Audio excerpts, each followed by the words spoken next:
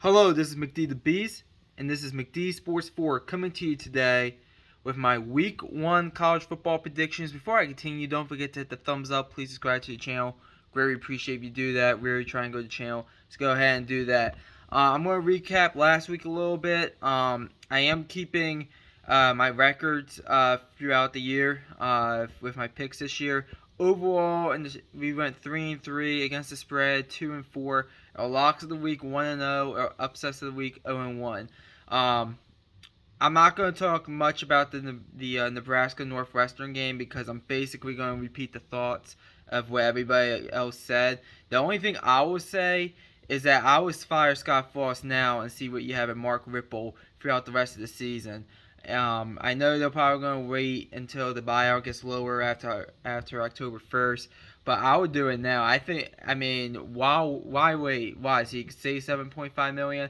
The way they care about football up there in Nebraska, I don't think they really care about spending an extra 7.5 million to get rid of a head coach that seems to find ways to lose games. So that's just my 2 cents on that.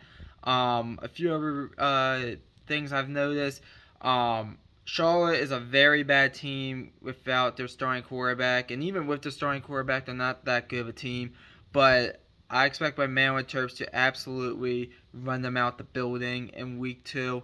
Um, my upset pick of last week was New Mexico State beating Nevada.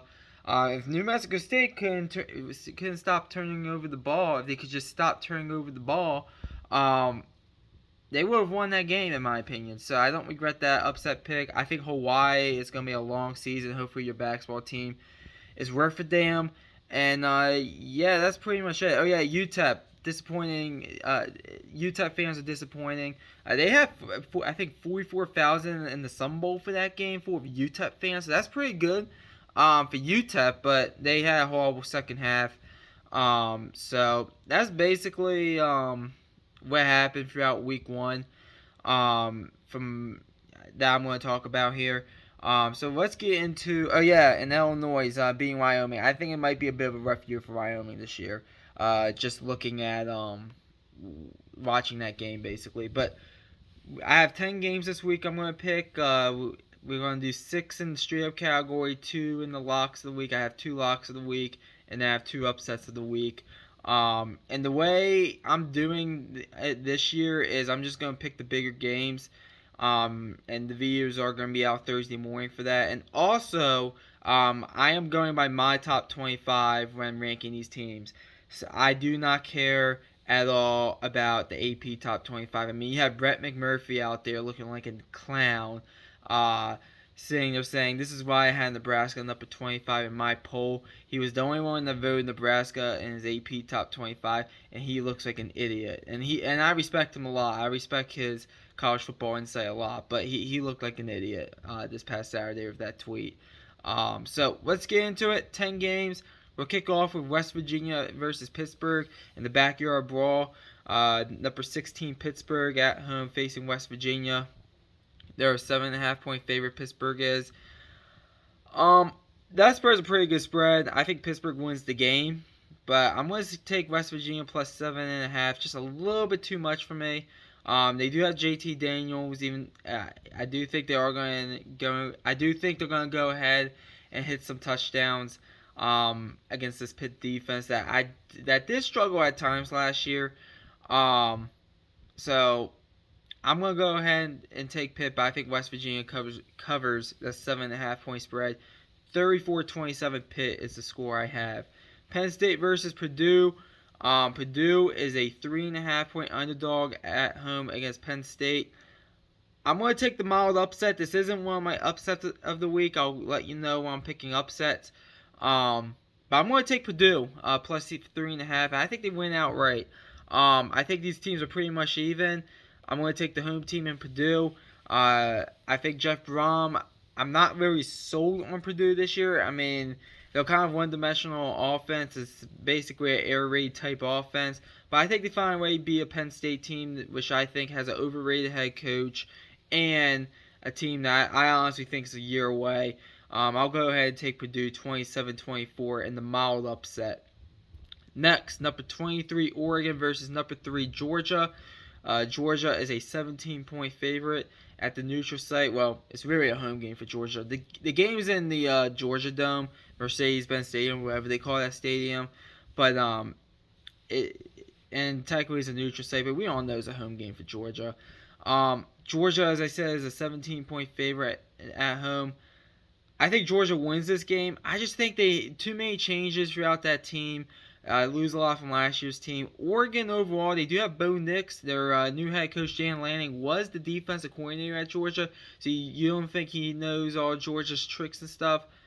I'm going to go ahead and take Oregon plus 17. Remember, they did go into Ohio State and beat them last year. I know they struggled down the stretch, especially against Utah twice, Oregon did. But I have the score 27-14 Georgia, a 13-point win for the Georgia Bulldogs. But I'm going to take Oregon plus 17. Next game, Cincinnati versus number 24 Arkansas. Arkansas is a 6.5-point favorite at home. I am going to take Arkansas win and cover. I have them winning by a touchdown, 30-27. Cincinnati just loses a little bit too much from last year's team.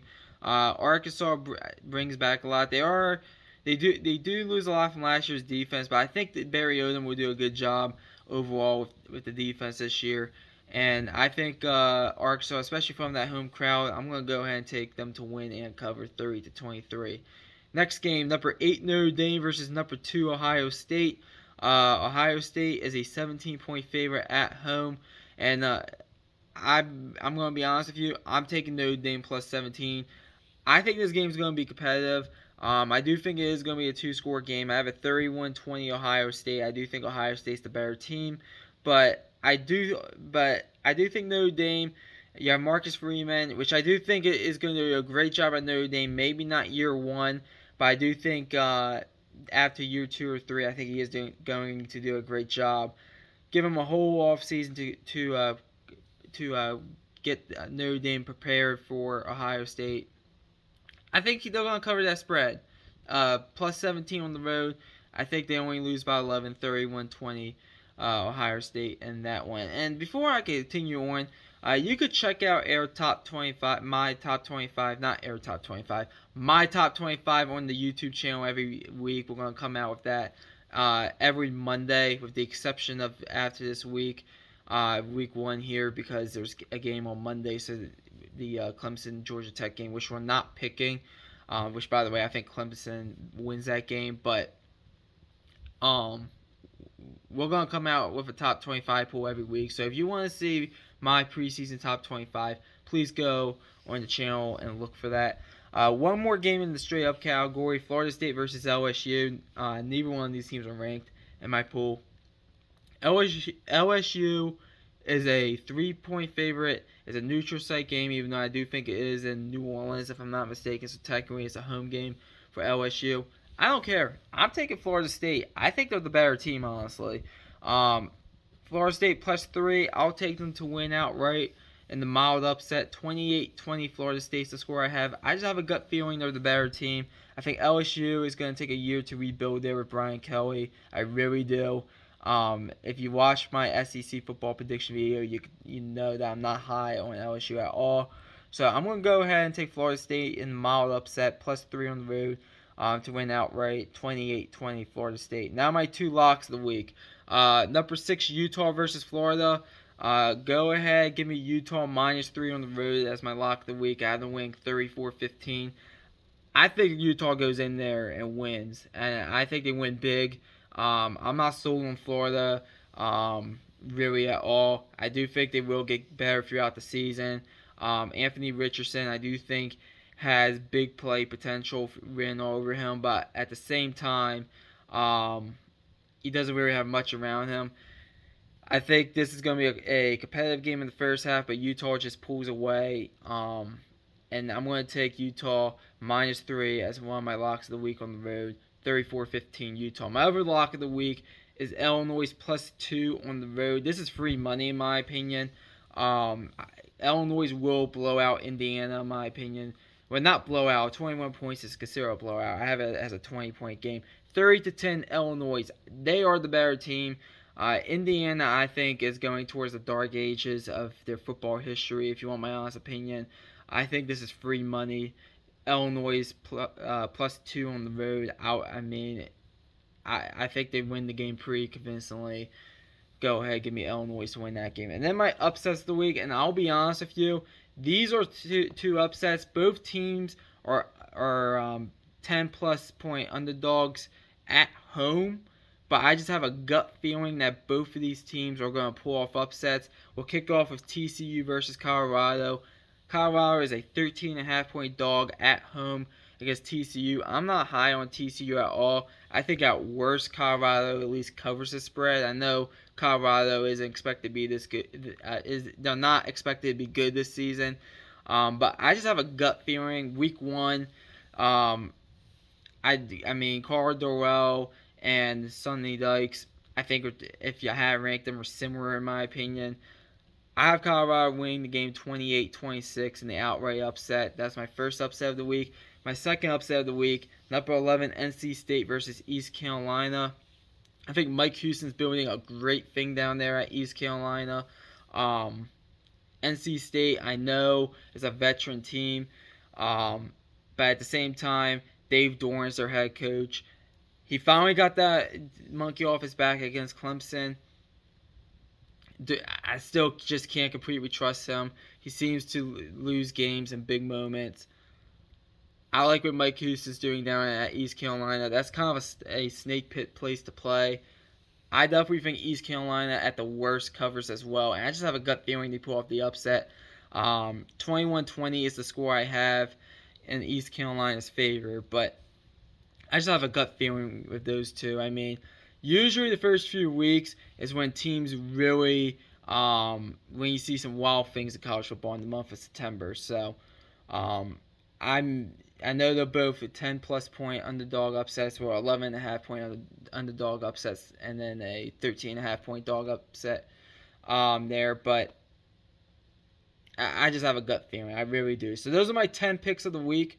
Comment down below. Tell me what games you're interested in watching. Maybe I'll give a pick for them in the comment section.